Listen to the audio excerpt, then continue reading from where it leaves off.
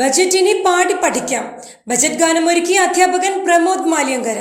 പുതിയ മന്ത്രിസഭയുടെ ആദ്യ ബഡ്ജറ്റ് ഈ മാസം 19-ന് അവതരിപ്പിക്കാനിരിക്കെ ഹയർ സെക്കൻഡറി ക്ലാസ്സിൽ സാമ്പത്തിക ശാസ്ത്രം പഠനത്തിന്റെ ഭാഗമായുള്ള ബഡ്ജറ്റ് എന്ന പാഠഭാഗം പാട്ടിലൂടെ അവതരിപ്പിക്കുകയാണ് പറവൂർ SNV സംസ്കൃത ഹയർ സെക്കൻഡറി സ്കൂളിലെ അധ്യാപകനായ പ്രമോദ് മാലിയങ്കര.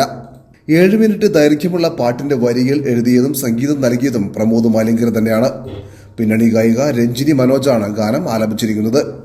ഒരു സാമ്പത്തിക വർഷ കാലയളവിൽ മുൻകൂട്ടി കണക്കാക്കി തയ്യാറാക്കുന്ന വരുമാനത്തെയും ചെലവിനെയും കാണിക്കുന്ന സാമ്പത്തിക രേഖയത്രേ ബഡ്ജറ്റ്. ഒരു ബഡ്ജറ്റിൽ വരുന്ന എല്ലാ കാര്യങ്ങളും ലളിതമായി വിദ്യാർത്ഥികൾക്ക് മനസ്സിലാക്കുന്നതിനാണ് ഇത്തരത്തിൽ ഗാനം ഒരുക്കിയതെന്ന് പ്രമോദ് മാലിയങ്കര പറഞ്ഞു.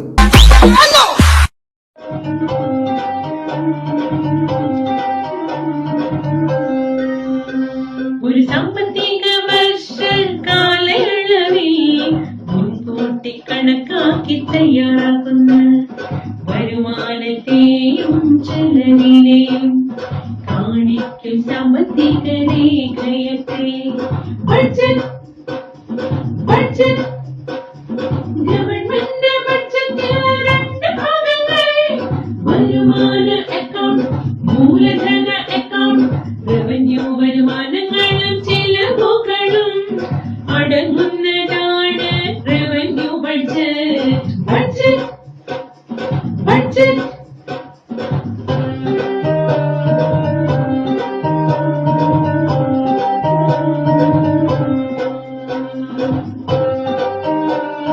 ഹയർ സെക്കൻഡറി ക്ലാസ്സുകളിൽ സാമ്പത്തിക ശാസ്ത്രം പഠിക്കാൻ നമ്മൾ പല വേർഷനും ഉപയോഗിച്ചിട്ടുണ്ട്. ഇപ്പോൾ നമ്മൾ പുതുതായിട്ട് ചെയ്യാൻ പോകുന്നത്, ഇപ്പോൾ നമുക്കറിയാം 19-ാം തീയതി ബഡ്ജറ്റ് വരികയാണ്.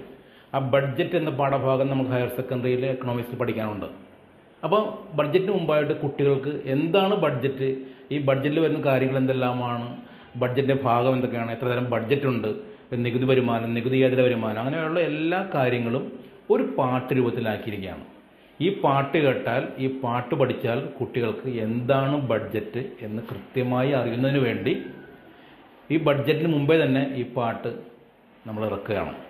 ഈ പാട്ട് കേട്ട് കഴിഞ്ഞാൽ, ഈ പാട്ട് പഠിച്ചു കഴിഞ്ഞാൽ ബഡ്ജറ്റുമായി ബന്ധപ്പെട്ട എല്ലാ കാര്യങ്ങളും ഈ പാട്ടിൽ നിന്നും കുട്ടികൾക്ക് മനസ്സിലാകുകയും കുട്ടി കൃത്യമായി അത് ആൻസർ ചെയ്യാൻ കഴിയുകയും ചെയ്യും.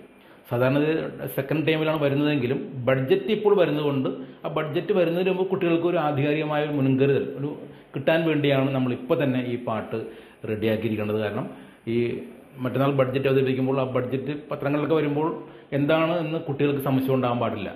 അപ്പോൾ അത് ഒരു പാട്ട് രൂപത്തിൽ എല്ലാ ബഡ്ജറ്റിൽ വരുന്ന എല്ലാ കാര്യങ്ങളും, പഠിക്കാനുള്ള കാര്യങ്ങളെല്ലാം ഒരു പാട്ട് രൂപത്തിൽ നമ്മൾ തയ്യാറായിരിക്കുന്നു. ഈ പാട്ടും പാടി ബഡ്ജറ്റിനെ കുറിച്ച് പഠിക്കാം. ഇതാണ് ഇപ്പോഴത്തെ പുതിയ ഒരു